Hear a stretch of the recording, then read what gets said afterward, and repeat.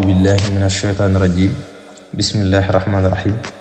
الحمد لله الذي جعل التحابب فيه من مقدمات دخول الجنة والصلاة والسلام على مقيم الفريدة والسنة أما بعد ولو تركت الشبهة في يد أحمد لوقع أمر عظيم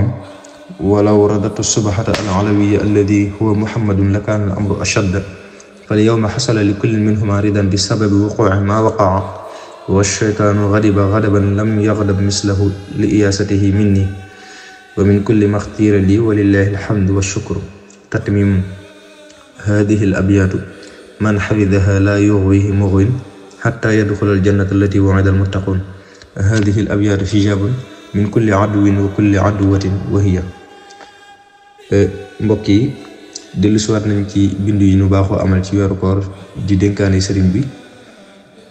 ñu tolloon ci bindu juróom-ñaareel ba dëpp juróom-ñaareel fan ci weer wu tedd yu ñu nekk di weeru koor sëriñ bi wax ci ginnaaw bi mu leeralee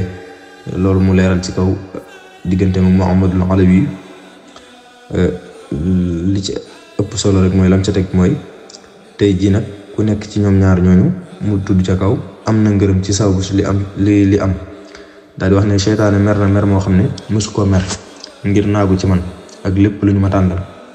daal di wax ne maa ngi sant yàlla te di ko gërëm waaye nag mu teg ca lii moo ci ëppati solo mu wax ne lii ak mottali la béy ji ku leen mokkal sëriñ bi nee na béy ji ku leen mokkal seytaane du ko bewloo ba muy tàbbi àjjana ñooñee sunu borom dig ñi ko ragal béy ji kaaraange la ci bépp noon bu góor wala bu jigéen ñi ngi nii maanaam béy ji képp ku leen mokkal dana la musal ci seytaane ba may tàbbi àjjana waaye it dana la musal ci kaaraange lay doon dox sa diggante ak bépp noon bu góor wala bu jigéen daal di wax ne ñi ngi nii te mooy ila siwaaya bi shaqaa'i dhahaba kullu la'inin la ara man nahaba li wajhi man xalaqa umman wa aba yaquudu li maxtaara li bila iba li wajhi rabbi la ulaaxi karaba wa xablu mun yàlla aynu haraba huda ilahiya gada li madhaba wa li siwaaya man qalani dhahaba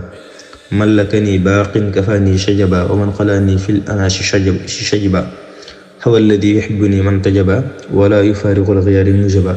مع الذي كل أبغى تعبا قبل نحاني لا أكون متعبا محمد كفى العدا واتببا إلى سوى حبيبه وحببا دوام تسليم الذي قد أذهب لخير العدا على من وهبا lii boo demee ci xëtu 189 ci diwaanu Jashaay Shakurul Atuuf bu sëriñ bi danga ko fekk wallahu taala alam